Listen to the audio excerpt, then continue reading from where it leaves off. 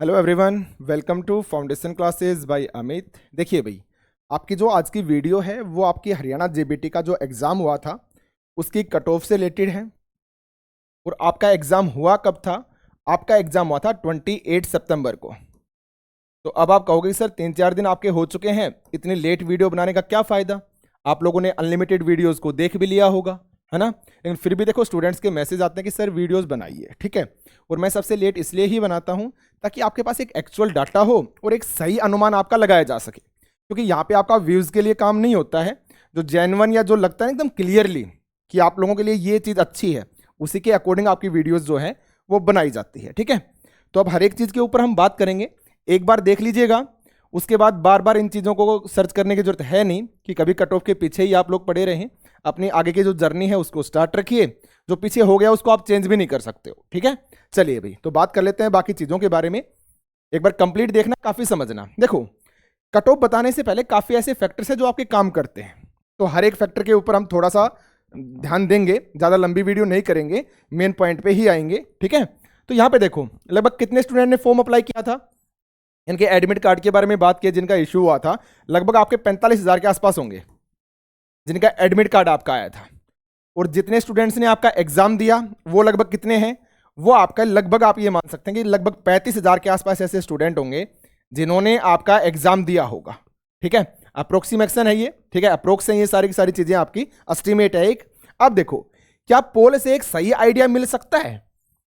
अब यहां पे भी सबसे बड़ी बात यह है कि आपका 28 सितंबर को एग्जाम हुआ, शाम को ही यूट्यूब के ऊपर या हर जगह आपके पोल डालने स्टार्ट हो गई, टेलीग्राम ग्रुप है वहां पे पोल डालने स्टार्ट हो गई।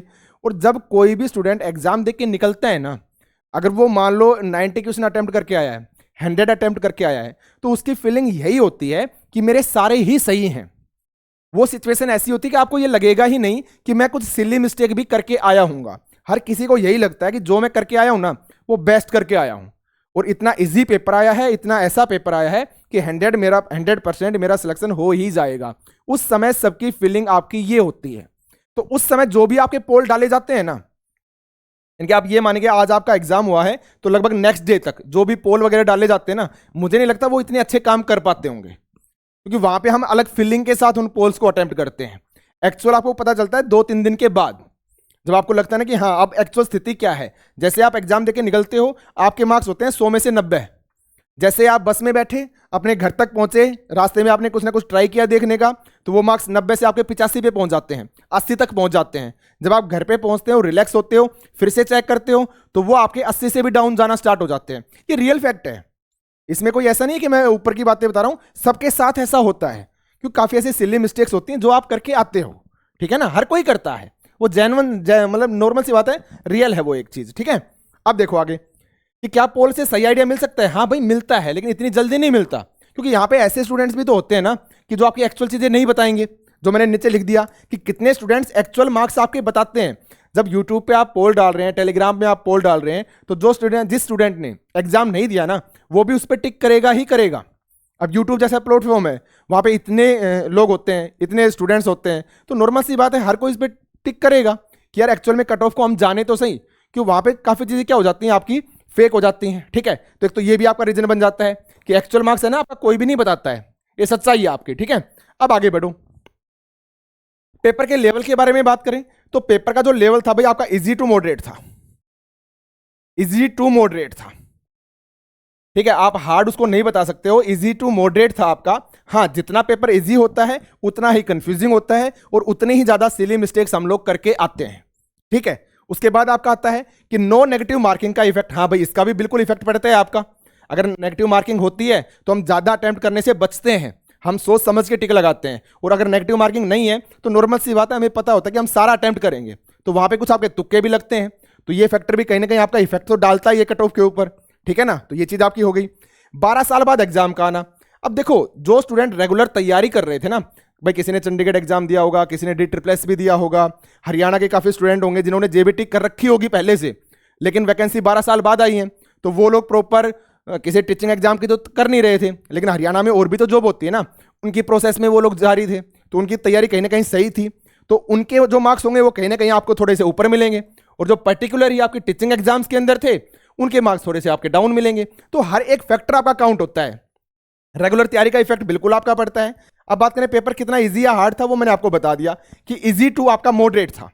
पेपर का लेवल क्या था आपका, इजी टू मॉडरेट था, लेकिन फिर भी हम लोग गलतियां करते हैं, हम लोग मिस्टेक्स करते हैं, उसके अकॉर्डिंग मैं आपको ये कट ऑफ बता रहा हूं।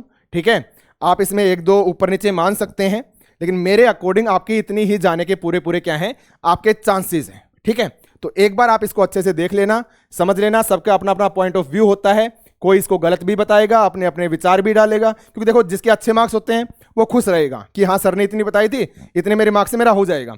जिसके इससे डाउन होगा वो अपने आप को डिफेंड करने की कोशिश करेगा, सीधा सिंपल सा है। नेगेटिव भी बोलेगा, मुझे भी नेगेटिव बोलेगा, नेगेटिव कमेंट भी करेगा, कुछ जायज सी चीजें हैं। लेकिन कुछ चीजों को आपको एक्सेप्ट करना पड़ेगा। एक आपका अप्रोक्सीमेशन होता है, एक आइडिया होता है, एक एस्टिमेट होता है, कंफर्म किसी को भी नहीं होता। ठीक है, तो अगर मैं यहां पे बात करूं आपके यूआर के बारे में, तो लगभग 75 से 77 क्वेश्चन जिसके सही है ना, वो ये मान के चलिए कि कहीं ना कहीं वो अच्छी रेस के अंदर है। ठीक है, बहुत अच्छी रेस में है, उसका कंफर्म आपका लगभग हो जाएगा। ठीक है, अगर बीसीबी ईडब्ल्यूएस के बारे में बात करें तो 73 से 75 आपके क्वेश्चंस लगभग। ठीक है, बीसीबी के बारे में बात करें तो 70 से 73, बीसीए के बारे में बात करें तो 69 से आपके 72 के आसपास, और एससी के बारे में बात करें तो 67 से 69। इसमें आप +-2 कर सकते हो, +-1 और 2 कर सकते हो आप इसके अंदर। ठीक है, या तो ऊपर या फिर नीचे, आपके यही आपके यहाँ पे चांसेस बनते हैं। ठीक है, लेकिन देखो नॉर्मल सी बात है, आपके 100 क्वेश्चन आए थे, 100 में से नॉर्मल सी बात है 10 मार्क्स तो आप वैसे ही कम मान लीजिए, हर कोई करता है। और उसके बाद ओएमआर बेस्ड था आपका पेपर पूरा का पूरा। अब काफी ऐसे स्टूडेंट थे, मैक्सिमम स्टूडेंट्स क्या करते हैं, ओएमआर को फिल करते समय गलती करते हैं।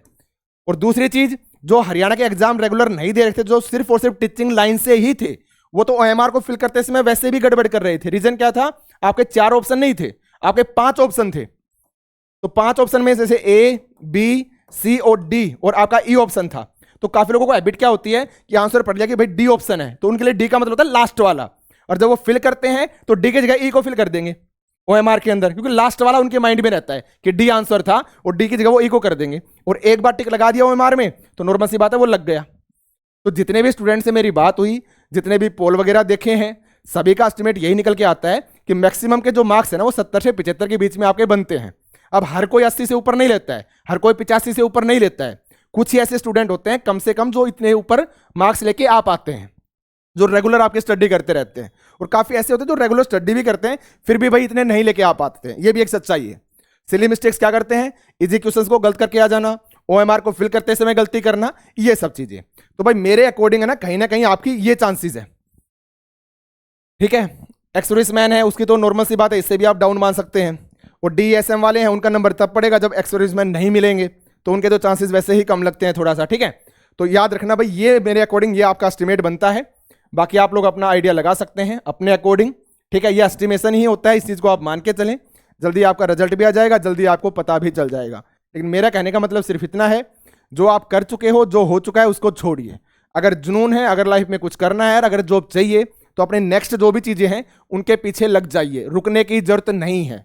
ठीक है, याद रखेंगे भैया आप इन सब चीजों को। और देखिए भाई, हमारे हरियाणा जेबीटी के लिए, एस्टेट के लिए आपका बैच चल रहा है, जिनको तैयारी करनी है वो जाके तैयारी कर सकते हैं।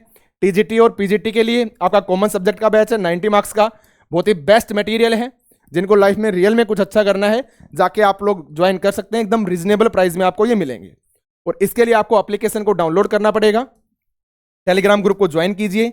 एप्लीकेशन का लिंक, टेलीग्राम का लिंक, सभी चीज़ों का लिंक आपको वीडियो के डिस्क्रिप्शन में मिलेगा, जहां से आप ज्वाइन कर सकते हो। ठीक है, और ये भाई व्हाट्सअप नंबर है, इनको भी आप सेव कर लीजिए। कोई भी डाउट हो, कुछ पूछना हो, इस पर आप मैसेज या फिर कॉल कर सकते हैं। ठीक है, तो ये भाई आपकी कट ऑफ को लेकर वीडियो थी। ज़्यादा इन चीज़ों में घुसने की जरूरत नहीं है, अपनी आगे की तैयारी को स्टार्ट करो, जो हो गया सो हो गया। ओके, तो इस वीडियो में सिर्फ इतना ही। थैंक यू, धन्यवाद।